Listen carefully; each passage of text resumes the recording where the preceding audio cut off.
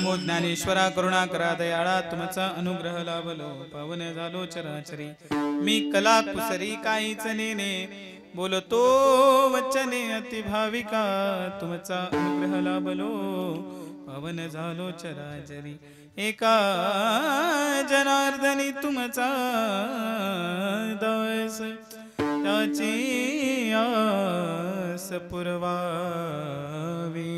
तुमचा अनुग्रह लाभलो पवन झालो चराचरी आता माझ्या भावा आवाज येतोय ना सगळ्यांना व्यवस्थित आता माझ्या भावा अंतराय नको देवा आले भागाते करीतो तुझे नाम उच्चारितो दृढ माझे मन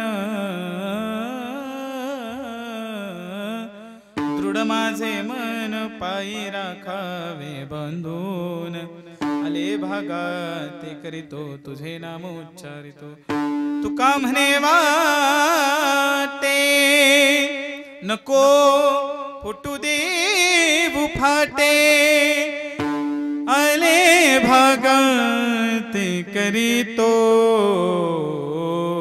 तुझे नाम उच्चारितो नमो सद्गुरु तुकया ज्ञान दीपा नमो सद्गुरु सच्चिदानंद रूपा नमो सद्गुरु भक्त कल्याण मूर्ती नमो सद्गुरु भास्करा पूर्ण कीर्ती मनुष्याकृती राघवे ख्याती के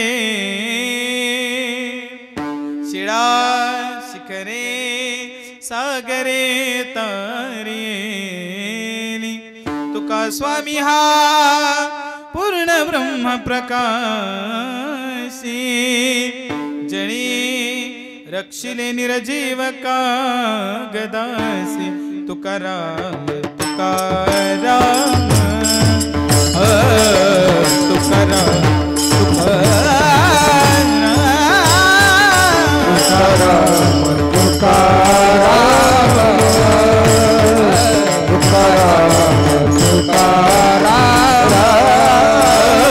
नम गीता का प्रियम नाम गीता का प्रियम यम यम धन्य तो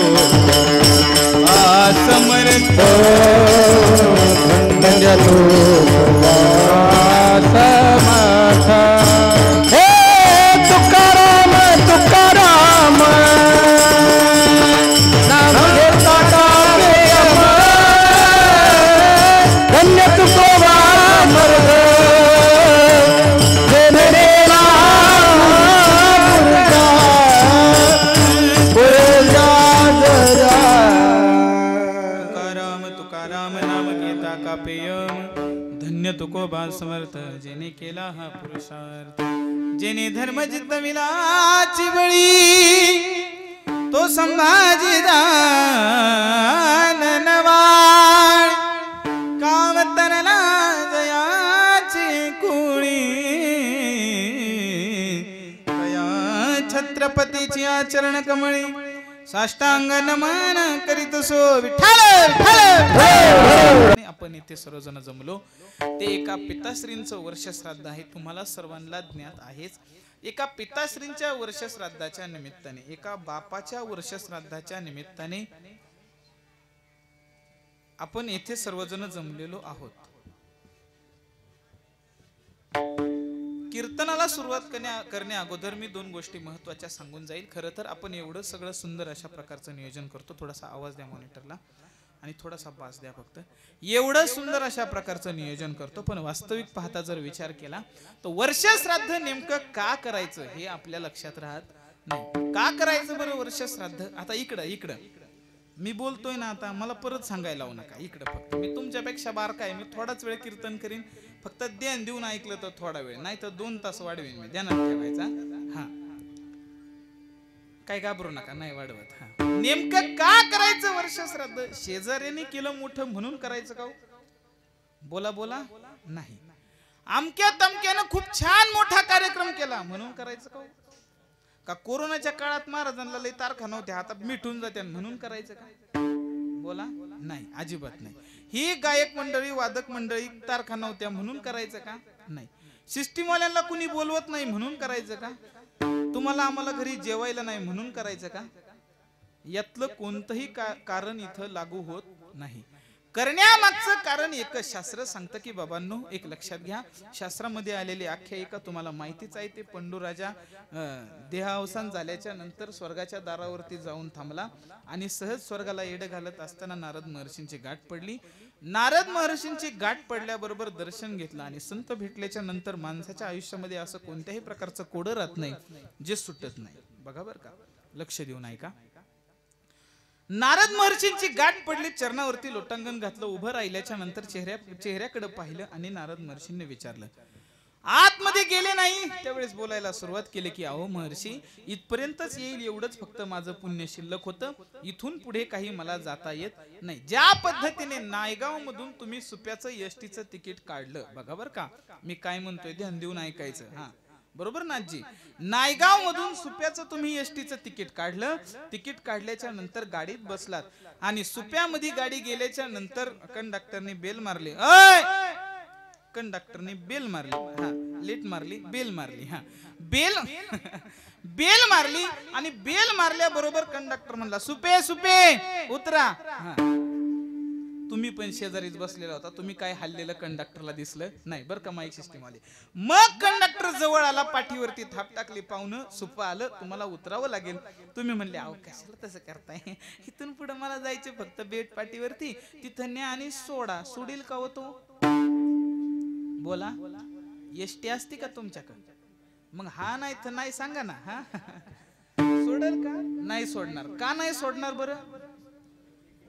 तिकीट संपलं, तुमच्या खिशात 50,000चं बंडल असू द्या, तिकीट संपलं, तुम्हाला तिथं उतरवलं जाईल. ज्या पद्धतीने इथे व्यवहार चालतो तिथं त्या पद्धतीने व्यवहार चालतो. स्वर्गाच्या दारापर्यंत जाईल एवढंच फक्त बहादराचं पुण्य शिल्लक होतं, तिथून पुढे काय पंडूराजाचं पुण्य शिल्लक नव्हतं. मग उपाय म्हणून विचारलं, म्हणले आता परत पुण्याची सोय करावी लागेल. मग कसं काय करायचं? मग म्हणले असं, महर्षींना सांगितलं, महर्षी तुम्ही ज्यावेळी मृत्यू लोकामध्ये जाल त्यावेळेस माझ्या चिरंजीवांना सांगा की माझ्या नावानं काहीतरी दान पुण्य करा, ज्या पुण्याईच्या जोरावरती मला स्वर्गामध्ये प्रवेश करता येईल आणि मी सुखा समाधानाने राहू शकेल. खाली आल्याच्या नंतर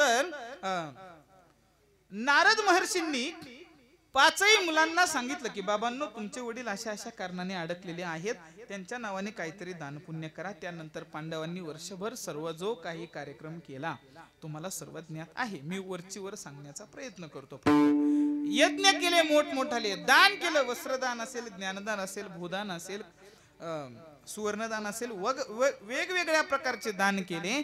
एवढं दान करून बरोबर 1 वर्ष पूर्तीला ते सर्व वडिलांच्या नावाने सोडून वडिलांना प्रदान केला. आता तुम्ही म्हणता की बाबांनो, इथं केलेलं पुण्य वर कसं भेटत आहे? प्रश्न पडला का नाही तुम्हाला? बघा, तुम्ही ऐकत असाल तर तुम्हाला प्रश्न नक्की पडेल. तुम्ही माझ्यापेक्षा मोठमोठाले ऐकलेले आहेत म्हणून मी वरची वर सांगतोय, ध्यानात ठेवा. 5ही पांडवांनी पुण्य पाठवलं, पण प्रश्न असा पडतो की बाबा हे पुण्य इथं केलेलं तिथं कसं काय भेटत? तर तुम्ही सगळी तीर्थ करायला जाता का? कुठं काशीला, गंगेला, इकडं तिकडं होईन जाता का तुम्ही? तर गेल्याच्या नंतर समजा मारू नये एखाद्याने तुमचं पाकिट मारलं, पाकिट मारल्याच्या नंतर काय करता तुम्ही? दुसऱ्याचं उठावता नाही. मग आता सांगा नाच तुम्ही म्हणून म्हणलं. तर काय करतो आपण? पोराला फोन करता, बरोबर का नाही? अरे बाबा, पाकिट गेलंय मा चोरीला, असं कर, माझ्या नावावरती 4-2 हजार रुपये टाक, म्हणजे मी हितल्या बँकेमध्ये काढीन आणि अजून 2-4 दिवस सुखात मी इथं राहीन, बरोबर का नाही? ज्या पद्धतीने तुमच्या मुलाने नायगाव मध्ये बँकेत टाकलेले पैसे तुम्हाला काशीमध्ये मिळतात, तसं इथं केलेलं पुण्य तिथं प्राप्त होतं. आणि ते पुण्य आज जे आपल्यातून 1 वर्षापूर्वी गेलेले आहेत, बघा 2 वर्षापूर्वी बाबासाहेब केशवराव चौंडकर, विनेकरी, हे 2 वर्षापूर्वी आपल्यातून गेलेले आहेत. काही कारणास्तव जर त्यांचं काही काम रखडलेलं असेल तर त्यांच्या 3ही चिरंजीवांनी आणि एका मुलीने मिळून केलेला हा एवढा मोठा जो कार्यक्रम आहे, याचं सर्व दान पुण्य त्या पिताश्रींच्या चरणी अर्पण केलं जातं आणि त्यांचं रखडलेलं काम तिथं पूर्ण होतं. म्हणून हा करायचा श्राद्धाचा कार्यक्रम. विठ्ठल विठ्ठल विठ्ठल अंगणी उतरती ते का गुंतो निराहते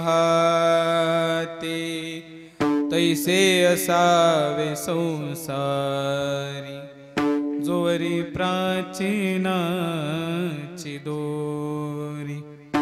वसती कर वसती आला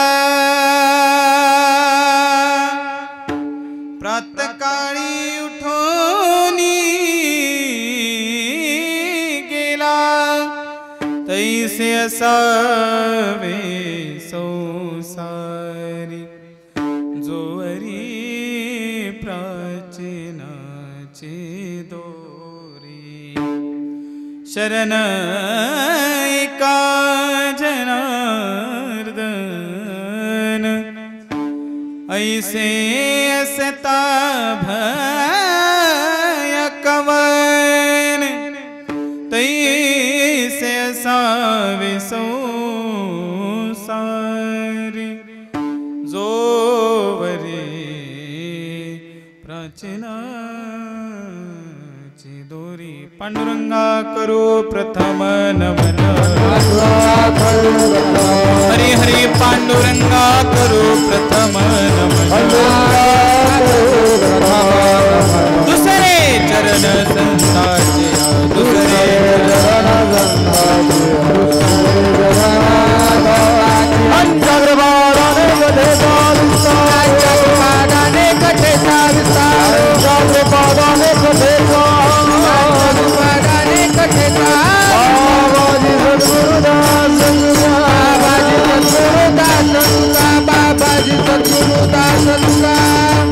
पांडुरंगा करो प्रथम नमन दुसरे चरण संताची या त्यांच्या कृपादानी कथेचा विस्तारू बाबाजी सद्गुरु दास तुका.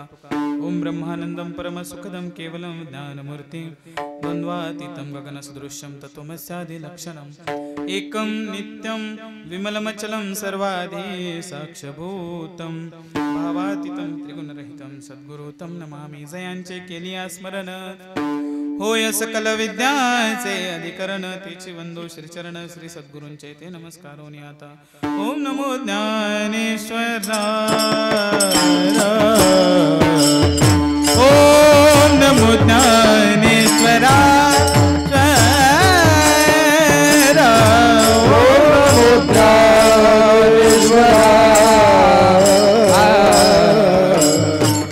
ओम नमो ज्ञानेश्वराय